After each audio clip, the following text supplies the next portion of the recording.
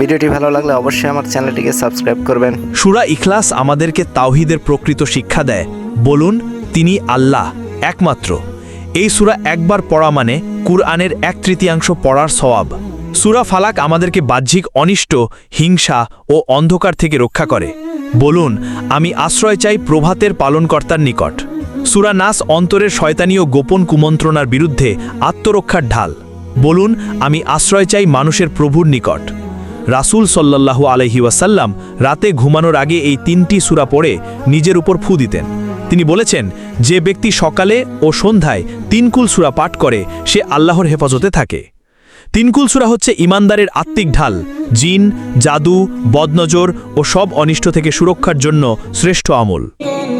ভিডিওটি ভালো লাগলে অবশ্যই আমার চ্যানেলটিকে সাবস্ক্রাইব করবেন।